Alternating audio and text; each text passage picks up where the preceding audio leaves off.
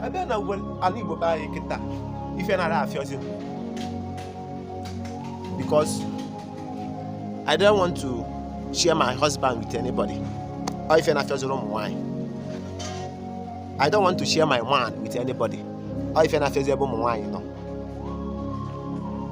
Wine, I chose the can practice here polygamy. I practice because this is a system of marriage. Eju malanye bundibu, malanye bu Africa, the black lace. Get on now. I just got a I don't want to share my man with anybody. Na bele wine kede. Na bele wine kede. Kefi da choro wine ozo ni lo. Oba bele wine bi fe na egwu gi. Anyu ugwu bi fe na egwu no bo mu wine. Anyu ugwu. Onwezi onye ji ifunanya baze na ezinụlọ no keta na. Onye obuna chozu ko anyu ugwu.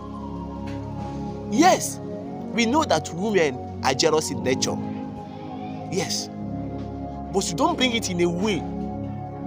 Okay, the very onye na ganya. I say allow your husband to marry another wife. Only for you. Na wungi na woke kwete no chi no. No couple man naked be polygamy. Polygamy is not for the weak people. It's for the men of timber and calibers. Couple man naked be maka gwa na choro ka ngutigi je no tanwanyi ozo. Debe no no. Ichoka soso gobro soso gini. My sister na ha anyu ku kede. Here photo on the better say I am a victim of a polygamous family. We know what we suffered. On negi be fe melunu na polygamous family unu je won wayala. Because I know so many polygamous family today that made it in life.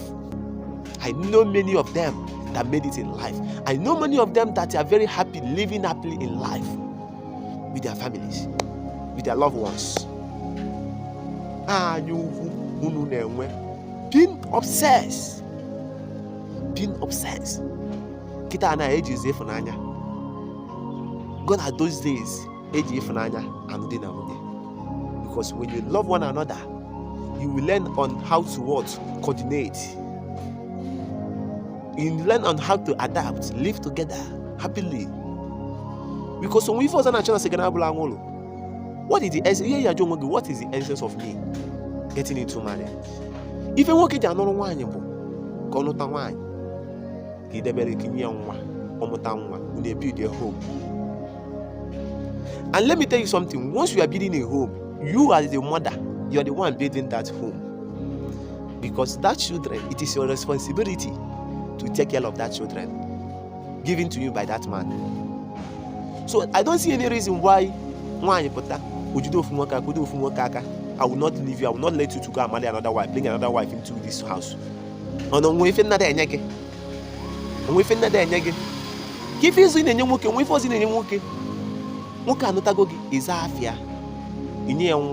Allow him to go and meet another woman.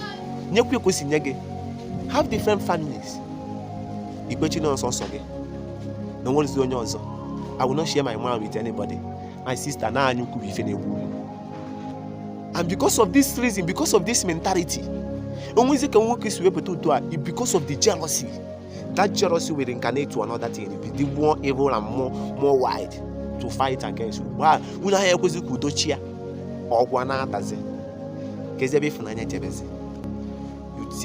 see out of jealousy and being obsessed over a man. This is not how the world orchestrated it to be. Don't try to make things equality. Nature have orchestrated it to be men are polygamous in nature, women are jealous in type. And the two things are different.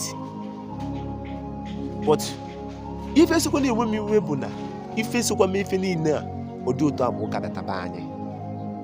Mesia, Umwana, Natchez, and you will see Wikikele. Nenezo Muanaka. I say a woman right. Always if wine make a tan and walk a wine see me. Or the American Catano. I'm up walking if you know you can wine. Umwana and Yazum wine wing. That's why they want to abolish polygamy. So that they will have the wing to torment any man. Or yellow balloon. Or the madam may have a bem. Yeah, my walking news. Neither Allah. Allah that point.